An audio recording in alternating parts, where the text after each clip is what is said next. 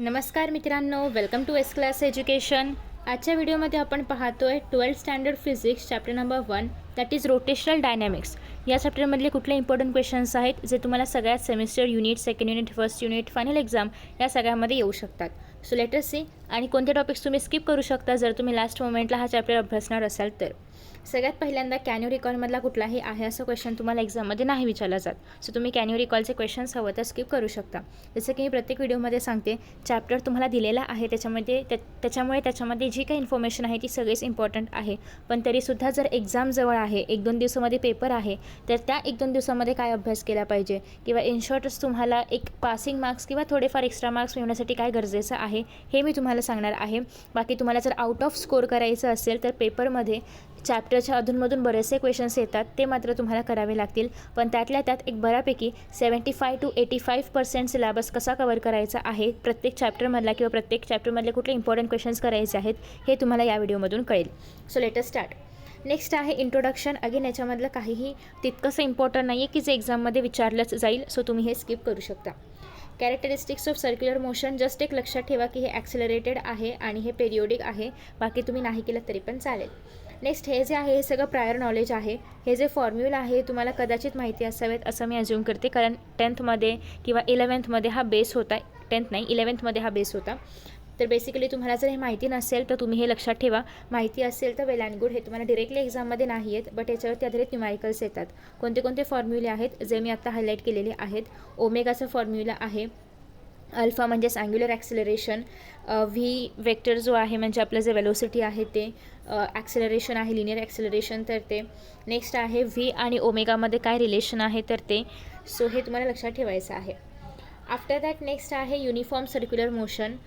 So basically याच्यामधला तुम्हाला थोडक्यात डिफरन्स करून ठेवायचा आहे युनिफॉर्म सर्क्युलर आणि नॉन युनिफॉर्म सर्क्युलरचा. जर तुम्ही डिफरन्स केलात तर डिफरन्समध्ये काय आलं पाहिजे. पहिली गोष्ट म्हणजे युनिफॉर्म आणि नॉन युनिफॉर्म काय आहे ते एक्सप्लेन करायचं आहे. दुसऱ्या याच्यामध्ये दोघांचे फॉर्म्युले लिहायचे आहेत. तिसऱ्या याच्यामध्ये तुम्ही ॲड करू शकता की युनिफॉर्म मोशनमध्ये जे काही ॲक्सेलरेशन आहे तर ते रिस्पॉन्सिबल आहे याच्यासाठी. आणि बाकी तुम्ही जर नॉन युनिफॉर्ममध्ये पाहिलं तर या ठिकाणी जे मॅग्निट्यूड ऑफ ॲक्सेलरेशन आहे तर ते कॉन्स्टंट नाही आहे. सो बेसिकली तुम्ही अशा काही गोष्टी आहेत ज्या डिफरन्समध्ये घेऊ शकता. फॉर्म्युला झाला, हे झालं. अजून एक तुम्ही एक्झाम्पल घेऊ शकता 4th पॉईंटमध्ये. ठीक आहे. सो बेसिकली यासाठी तुम्हाला युनिफॉर्म आणि नॉन युनिफॉर्म पण करायचं आहे, जेणेकरून तुम्हाला शॉर्ट नोटसाठी आलं 2 मार्कांना तरी पण लिहिता येईल आणि डिफरन्ससाठी आलं तरी पण लिहिता येईल. ठीक आहे. बाकी हे हवं तर तुम्ही स्किप करू शकता, हे पण स्किप करू शकता. ठीक आहे. आफ्टर दॅट नेक्स्ट हे जे एक्झाम्पल आहे तितकंसं इम्पॉर्टंट नाही आहे, बट करून ठेवा, आलं तर 2 मार्कांना येऊ शकतं. नेक्स्ट आहे सेंट्रिपिटल फोर्स आणि सेंट्रिफ्युगल फोर्स. अगेन हे पण डिफरन्स बिटवीन सगळ्यात फेमस आहे. याच्यामध्ये पण सगळ्यात पहिली गोष्ट म्हणजे सेंट्रिपिटल सेंट्रिफ्युगल काय आहे ते डिफाईन करायचं. दुसऱ्या याच्यामध्ये सेंट्रिपिटल आणि सेंट्रिफ्युगलचा फॉर्म्युला जे आहे तर तो लिहायचा आहे. तिसऱ्या याच्यामध्ये हे रियल आहे आणि एक आयडियल आहे आणि एक रियल आहे किंवा नॉन रियल आहे, जे काही असेल ते तुम्हाला लिहायचं आहे. आणि चौथा पॉईंटमध्ये तुम्ही हे फ्रेम ऑफ रेफरन्समध्ये आहे की फ्रेम ऑफ रेफरन्समध्ये नाही आहे हे एक ॲड करू शकता सेंट्रिफ्युगल आणि सेंट्रिपिटलसाठी. आफ्टर दॅट नेक्स्ट आहे डेरिवेशन्स कोणते कोणते येतात हे पण आपण बघणार आहोत. सगळ्यात पहिल्यांदा म्हणजे हे जे डेरिवेशन आहे तर हे 2 मार्कांना विचारलं जातं. जेव्हा कधी तुम्हाला डेरिवेशन येईल, हे जे बाकीचं आहे हे तुम्ही स्किप केलं तरी पण चालेल, फक्त तुम्हाला एक एक्झाम्पल लक्षात ठेवायचं आहे सेंट्रिपिटल आणि सेंट्रिफ्युगलचा. ओके. सो आता आपण होतो डेरिवेशन्सवरती. जास्तीत जास्त 2 मार्कांना हे डेरिवेशन येऊ शकतं. डेरिवेशन आलं की सगळ्यात पहिल्यांदा तुम्हाला ही डायग्राम ड्रॉ करायची आहे. या ठिकाणी एक्झाम म्हणजे पेपरच्या राईट कॉर्नरला, या ठिकाणी आन्सर शीटच्या राईट कॉर्नरला तुम्हाला या ठिकाणी उठतच नाही आहे काही पेन इथे. हां, तर राईट कॉर्नरला या ठिकाणी तुम्हाला डायग्राम ड्रॉ करायची आहे आणि इथे तुम्हाला ती डायग्राम एक्सप्लेन करायची आहे. मग डायग्राममध्ये हे एक व्हेइकल आहे, ते रोडवरती चाललं आहे. मग N force is acting upwards, M G is acting downwards, F S कुठे ॲक्ट करतो आहे, सी सेंटर घेतलेला आहे, आर आपण त्या हॉरिझॉन्टल रोडचं रेडियस किंवा डिस्टन्स, ऑब्वियसली या ठिकाणी डिस्टन्स येईल, डिस्टन्स घेतलेला आहे. सो बेसिकली हे सगळं तुम्हाला एक्सप्लेन करायचं आहे या ठिकाणी लेफ्ट साईडला, आणि राईटला डायग्राम ड्रॉ करायची आहे. ठीक आहे. ते झालं की इथूनच खाली, राईटवरूनच खाली तुम्हाला सुरुवात करायची आहे फोर्सेसला बॅलन्स बॅलन्स करायला. आणि हे जे आहे, जे काय तुम्हाला FS म्हणजे काय आहे, N म्हणजे काय आहे, न्यू म्हणजे काय आहे, ओमेगा काय आहे, हे सगळं तुम्ही इथे सॉल्व करत असताना इथे बाजूला मोठं कर्ली ब्रॅकेट करणार आहात. आणि याच्यामध्ये तुम्ही Nला काय सपोज केलं आहे, नॉर्मल फोर्स. तुम्ही अजून FSला काय सपोज केलं आहे, स्टॅटिक फ्रिक्शन. तुम्ही न्यू Sला काय सपोज केलं आहे, कोइफिशियंट ऑफ स्टॅटिक फ्रिक्शन. हे तुम्हाला या ठिकाणी कर्ली ब्रॅकेटमध्ये लिहायचं असतं. आणि जे काय खाली आन्सर येईल, सपोज की आता हे आन्सर म्हणजे हे तुम्ही डिराईव्ह केलं आहे, तर ह्याला तुम्हाला छानसा बॉक्स करायचा आहे. हे जे काय तुम्हाला Vmax मिळालं याला छान बॉक्स करायचं आहे आणि मग तुमचं डेरिव्हेशन संपणार. एवढं सिस्टमॅटिकली जर तुम्ही लिहिलं तर तुम्हाला 2 पैकी 2 मार्क आरामात मिळणार आहेत, ऑब्व्हियसली आन्सर करेक्ट आलं तर. ठीक आहे. त्यासोबतच या ठिकाणी तुम्हाला मध्ये वेलोसिटी पण पाहायला मिळते. तर V म्हणजे काय आहे, वेलोसिटी. Vmax म्हणजे काय आहे, मॅक्सिमम वेलोसिटी. हे पण तुम्हाला ब्रॅकेटमध्ये थोडक्यात लिहायचं आहे, कारण ऑब्व्हियसली एक्झामिनरला कळलं पाहिजे ना की तुम्ही कुठल्या व्हेरिएबलला काय सपोज केले. ठीक आहे. सो तुम्ही जेव्हा डेरिव्हेशन्स अटेम्प्ट करणार आहात तेव्हा तुम्हाला या क्वेश्चन्सची पण काळजी घ्यायची आहे, या सगळ्याची काळजी घ्यायची आहे. बेसिकली मी ना एक लास्ट मोमेंट स्ट्रॅटर्जी फिजिक्ससाठी व्हिडिओ अपलोड केला होता. तर त्याच्यामध्ये मी सांगितलं होतं की न्यूमॅरिकल सॉल्व करायचं आहे की डेरिव्हेशन सॉल्व करायचं. नेमके जर आपल्याकडे 2 प्रश्न असतील तर काय सिलेक्ट करायचं, किंवा थेरोटिकल प्रश्न असतील तर यापैकी काय नेमके सिलेक्ट करायचं. सो त्या व्हिडिओची लिंक तुम्हाला खाली कमेंट बॉक्समध्ये पाहायला मिळेल. वेल किंवा वॉल ऑफ डेथ ज्याला आपण म्हणतो, हे सध्या याच्या आधी कधी डेरिव्हेशनला नाही आलं आहे, पण तुम्हाला V मिनिमम काढायला क्वेश्चनमध्ये मात्र येऊ शकतं. फॉर एक्झाम्पल या ठिकाणी कसं तुम्हाला V मिनिमम विचारलं आहे, हे तुम्हाला एक्झाममध्ये काढायला म्हणजे सॉल्व करायला येऊ शकतं न्यूमॅरिकल देऊन 2 मार्कांसाठी, कारण हे 2 मार्कांच्याच वेटेजचं आहे. पण तरीसुद्धा याचं डेरिव्हेशन खूप इझी आहे. एकदा फक्त तुम्ही बघा, फक्त या ठिकाणी फोर्सेसला बॅलन्स करायचं आहे. FS is equal to mg लिहायचं आहे, N is equal to centripetal force लिहायचा आहे, mv²/r. आणि मग तुम्हाला याला फक्त बॅलन्स करायचं आहे. FS is equal to mu Nमध्ये सगळ्या व्हॅल्यूज टाकून. एवढं केलं की तुम्हाला आन्सर मिळणार आहे. सो याच्यामध्ये काहीच अवघड नाही आहे. हे जे काही डिस्क्रिप्शन आहे, कुठला फोर्स वर ॲक्ट करतोय, कुठला फोर्स खाली ॲक्ट करतोय, हे तुम्हाला फक्त लक्षात ठेवायचं आहे. अगदी वाक्य आहे असं आलं पाहिजे असं काही अर्थच नाही आहे. तुम्ही वाक्य कसंही घेऊ शकता. F is acting upwards, mg is acting downwards, असं तुम्ही एकदम साध्या इंग्लिशमध्ये पण लिहू शकता, मनाने पण लिहू शकता. फक्त फोर्सची डिरेक्शन वगैरे बरोबर दाखवायचं आहे. ठीक आहे. आफ्टर दॅट नेक्स्ट हे तुम्ही जस्ट फॉर तुमच्या इन्फॉर्मेशनसाठी हे रिमेंबर करू शकता. नेक्स्ट आहे vehicle on a bank road. याचं पण डेरिव्हेशन जे आहे ते 2 मार्कांना येतं. जर लिमिटेड असेल तर जर तुम्हाला सगळंच फाइंड आउट करायचं आहे तर याचं वेटेज 3 ते 4 मार्कांपर्यंत पण जाऊ शकतं. ठीक आहे. आता याच्यामध्ये काय काय नेमकं फाइंड आउट करायला दिलं जातं, तर तुम्हाला सगळ्यात पहिल्यांदा तर बँक रोडसाठी जे मोस्ट सेफ स्पीड आहे ते फक्त फाइंड आउट करा जर आलं तर हे 2 मार्कांना येईल. त्यासोबतच बँकिंग अँगल फाइंड आउट करा आलं तर हे 3 मार्कांना येईल सगळं मिळून. त्यासोबतच जर अप्पर लिमिट आणि लोअर लिमिट आलं तर सगळं मिळून 4 मार्कांना हे डेरिव्हेशन येऊ शकतं. सो तुम्हाला किती विचारलेले आहेत, किती काय काय फाइंड आउट करायला विचारले, त्याच्यानुसार ह्याचं वेटेज ठरणार.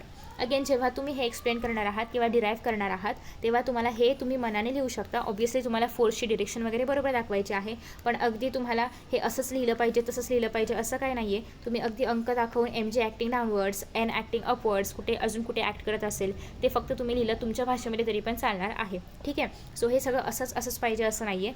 आणि जर तुम्हाला डेरिव्हेशनचे मी व्हिडिओज अपलोड करावेत असं हवं असेल तर तुम्ही खाली कमेंटमध्ये सांगू शकता, आपण ते एक्सप्लेनसुद्धा करून पाहूया.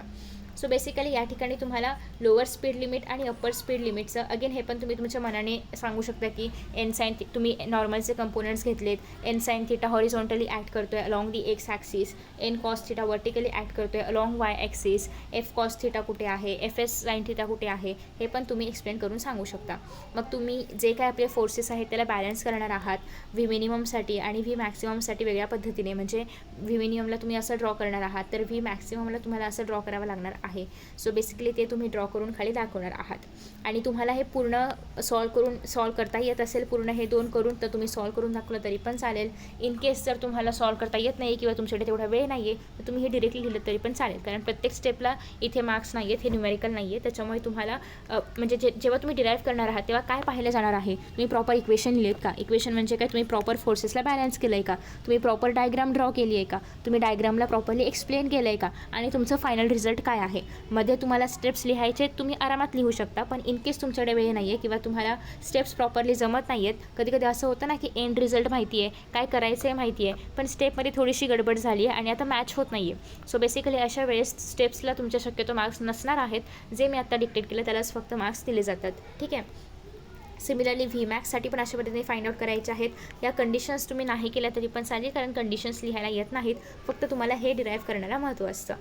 बाकी तुम्हाला असे फॉर्म्युला नक्कीच येऊ शकतात, त्याच्यामुळे तुम्हाला एंड रिझल्ट काही पण करून लक्षात ठेवायचं आहे. व्ही मिनिममचा, व्ही मॅक्सिममचा हे जर न्यूमॅरिकल आलं तर हे न्यूमॅरिकल 2 ते 3 मार्कांना येऊ शकतं. सो बेसिकली मी तुम्हाला पुन्हा एकदा सजेस्ट करेन, मी हे ऑलरेडी 11th ला पण सांगितलं होतं की प्रत्येक वेळेस तुम्ही सॉल्व्ड एक्झाम्पलच आधी करायचे आहेत. एक्सरसाइजमधले एक्झाम्पल्स भलेही तुम्ही सोडले तरी पण चालतील, पण सॉल्व्ड एक्झाम्पल्स स्किप नाही करायचे आहेत. कारण एक्सरसाइजमधले एक्झाम्पल्स कसे आहेत, थोडेसे हाय लेवलचे आहेत किंवा थोडेसे जास्त वेटेजवाले आहेत, ज्यांना एक्झाममध्ये तेवढ्या वेटेजला नाही विचारलं जात. हां, काही एक्झाम्पल सोपे आहेत जे तुम्ही करू शकता, तुम्ही करा. इनफॅक्ट तुम्ही एक्सरसाइजमधले वेळ असेल तर सगळेच एक्झाम्पल सॉल्व्ह करा. पण वेळ नाही आहे, थोडं अवघड वाटतं आहे, तर अशा केसेसमध्ये जे काही सॉल्व्ड एक्झाम्पल्स आहेत तेवढे केले तरी पण मोर दॅन इनफ आहे. कारण न्यूमॅरिकल्स हे सॉल्व्ड एक्झाम्पलच्या आधारेच बनवले जातात. थोडेसे व्हॅल्यू चेंज ऑब्व्हियसली होणार आहे, थोडंसं भाषेमध्ये बदल होणार आहे, म्हणजे लँग्वेज सेंटेन्स फॉर्मिंगमध्ये बदल होऊ शकतो. बट न्यूमॅरिकल ज्या काही म्हणजे जे पण एक पॅटर्न आहे किंवा जो एक अप्रोच आहे तो तुम्हाला सेमच ठेवायचा आहे. नेक्स्ट आहे अगेन डेरिवेशन आहे कोनिकल पेंड्युलमचं. तुम्ही जर पाहिलं तर या पूर्ण चॅप्टरमध्ये डेरिवेशन आणि न्यूमॅरिकल हेच जास्त आहे थिअरीपेक्षा. त्याच्यामुळे तुम्हाला हा चॅप्टर थोडक्यात स्किप नाही करायचं आहे. कारण न्यूमॅरिकलमध्ये पण तुम्हाला माहिती आहे की मी तुम्हाला स्ट्रॅटेजी सांगितली होती की तुम्ही फॉर्म्युला लिहिलात, गिवन लिहिलं तरी पण तुम्हाला मार्क्स मिळतात. सो प्लीज ते सगळं अटेम्प्ट करायचं आहे, काहीच तुम्हाला स्किप नाही करायचं आहे. आता कोनिकल पेंड्युलममध्ये तुम्हाला जर कोनिकल पेंड्युलमचा क्वेश्चन आला तर काय लिहिणं एक्सपेक्टेड आहे. डेफिनेशन वगैरे तुम्हाला डेरिवेशनमध्ये लिहिणं एक्सपेक्टेड नाही आहे. मग काय करणं एक्सपेक्टेड आहे, हे डायग्राम ड्रॉ करणं एक्सपेक्टेड आहे. त्यासोबतच तुम्ही डायग्रामला एक्सप्लेन करणं एक्सपेक्टेड आहे. तुम्ही कशाला लेंथ एल घेतलं आहे, ती तुमची स्ट्रिंग आहे का, तुमचं ब्लॉक आहे का किंवा बॉब आहे का, जे काय असेल ते. मग तुम्ही इक्वेशन लिहिणार आहात, त्याला मार्क्स असणार आहेत. मग तुम्ही हे जे काही सॉल्व कराल त्याला अर्धा वगैरे मार्क्स दिला तर एक्झामिनर देतो, नाही तर तुम्हाला फायनल रिझल्टला मार्क्स असतात. आता या ठिकाणी डेरिवेशनमधलं सोल्युशन किंवा हे जे कसं डिराईव्ह झालं हे दाखवणं थोडंफार गरजेचं आहे, कारण याच्यामध्ये जास्त काही लिहायला नाही आहे. त्याच्यामुळे तुम्हाला हे डेरिवेशन दाखवावं लागेल. अगदी छोटे छोटे स्टेप्स तुम्ही नाही दाखवलं तरी पण चालतील, बट पुस्तकात जेवढं आहे तेवढं एक्सपेक्टेड आहे दाखवणं. मी याचा व्हिडिओ ऑलरेडी अपलोड केला एक्सप्लेनेशनचा, तुम्ही तो चेकआउट करू शकता.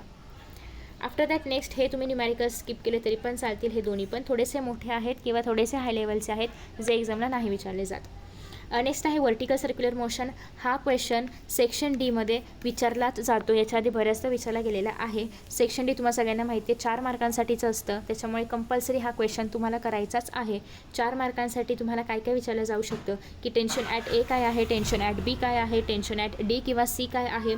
त्यासोबतच तुम्हाला विचारलं जाईल की या ठिकाणी तुम्हाला मिनिमम स्पीड आणि मॅक्सिमम स्पीड किती आहे किंवा वेलोसिटी किती आहे, under root R G, under root 5 R G वगैरे कुठे आहे, ते कसं आलं हे तुम्हाला डिराईव्ह करून पण दाखवायचं असतं. सो बेसिकली या सगळ्यांसाठी 4 मार्कांचा हा प्रश्न येतो आणि खूप इझी क्वेश्चन आहे. मी ऑलरेडी वर्टिकल सर्क्युलर मोशनचं डेरिवेशन कसं आहे काय आहे तुम्हाला लिहून दाखवलेलं आहे. सो प्लीज तो व्हिडिओ चेकआउट करा. एकदा व्हिडिओ पहा, तुम्हाला हे डेरिवेशन पाठ होईल, परत काहीच करायची गरज पडणार नाही आणि 4च्या 4 मार्क तुम्हाला आरामात घेता येतील. ठीक आहे, कधी 4 मार्कांना येतं, कधी 3 मार्कांना येतं, but majority of the times 4 मार्कांना विचारलं गेलेला आहे. आफ्टर दॅट नेक्स्ट आहे okay. So sphere of death नाही केलं तरी पण चालेल ॲज ऑफ नाव, तुम्ही हे स्किप करू शकता. फक्त तुम्हाला हे माहिती पाहिजे की मिनिमम स्पीड किती आहे, मॅक्सिमम स्पीड किती आहे, हे जरा थोडंफार लक्षात ठेवा, जेणेकरून क्वेश्चन आलाच तर तुम्हाला याच्या आधारे UCMच्या आधारे VCM वर्टिकल सर्क्युलर मोशनच्या आधारे सॉल्व करता येईल. हे तुम्ही हवं तर स्किप करू शकता. थोडंसं मोठं एक्झाम्पल आहे, जर तुम्हाला येतं आहे सॉल्व करता वेल अँड गुड, तुम्ही नक्की करा. पण जर सॉल्व करता येत नाही आहे तुम्ही सध्या स्किप करू शकता, कारण शक्यतो असे एक्झाम्पल्स क्वेश्चनमध्ये एक्झाममध्ये थोडेफार कमीच येतात आणि आले तर तुम्ही ऑप्शनचा थेरोटिकल क्वेश्चन सॉल्व करू शकता. आय होप की सगळ्यांना पेपर पॅटर्न माहिती आहे. तुम्ही जरी एकही न्यूमॅरिकल नाही केलं तरीही तुम्हाला ऑलमोस्ट त्या प्रत्येक सेक्शनमधले 80 to 90% मार्क्स मिळू शकतात, कारण तुम्हाला कुठलेही 8 सोडवा वगैरे असे प्रश्न असतील तर त्या ठिकाणी 7 त्या थेरोटिकलच असतात आणि उरलेले प्रश्न न्यूमॅरिकल्सचे असतात.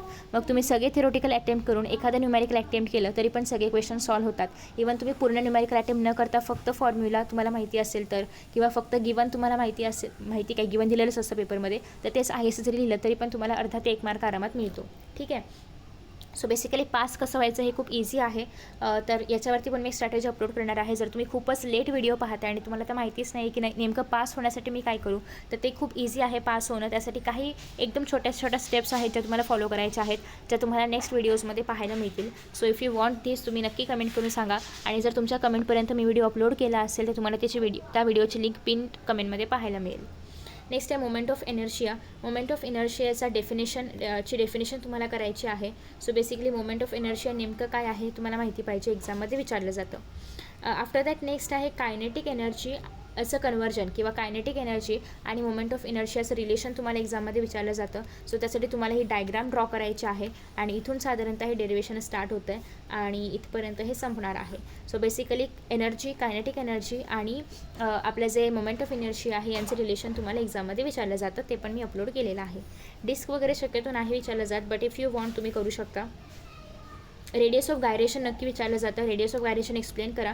रेडियस ऑफ गायरेशनचं युजेस काय आहे, ॲडव्हान्टेजेस काय आहे, हा क्वेश्चन 2 मार्कांसाठी येतो. डेफिनेशन 1 मार्काला आणि बाकीचा युजेस वगैरे 1 मार्काला. आफ्टर दॅट नेक्स्ट आहे थिअरम ऑफ पॅरलल ॲक्सिस आणि परपेंडिक्युलर ॲक्सिस. हे तर तुम्हाला काही पण करून करायचंच आहे.